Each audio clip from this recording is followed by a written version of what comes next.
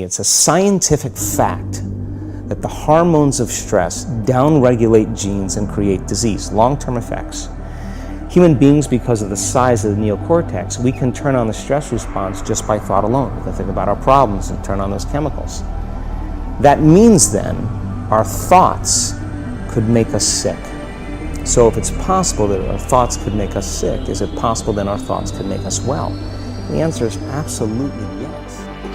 Every one of us in our lifetime are experiencing extreme stress, and these days, because of the economy and the way we respond to it, the majority of people are experiencing some form of extreme stress, at least according to polls. Stress doesn't come from the facts. Stress comes from the meaning that we give the facts.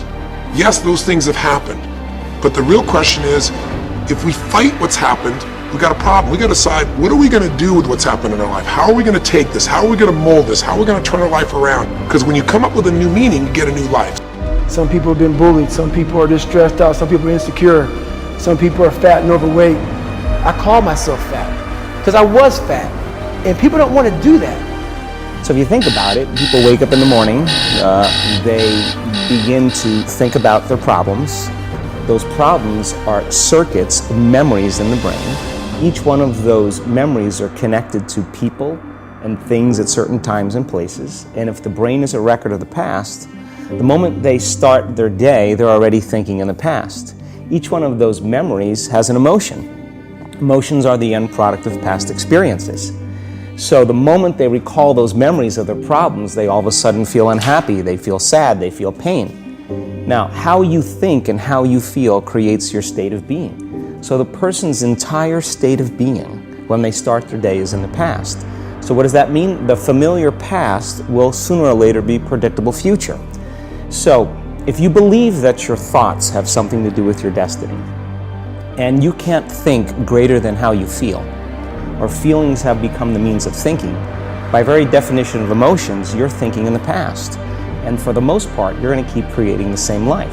So then people grab their cell phone, they check their WhatsApp, they check their texts, they check their emails, they check Facebook, they take a picture of their feet, they post it on Facebook, they tweet something, they do Instagram, they check the news, and now they feel really connected to everything that's known in their life.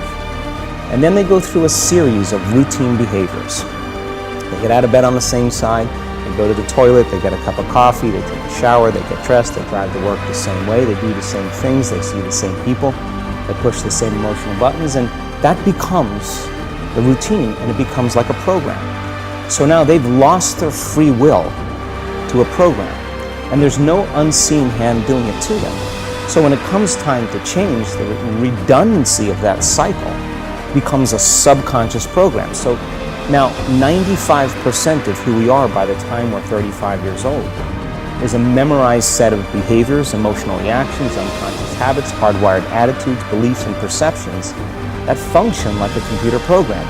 So then a person can say with their 5% of their conscious mind, I want to be healthy, I want to be happy, I want to be free. But the body's on a whole different program. So then how do you begin to make those changes? Well, you have to get beyond the analytical mind, because what separates the conscious mind from the subconscious mind is the analytical mind. And that's where meditation comes in, because you can teach people through practice how to change their brainwaves, slow them down.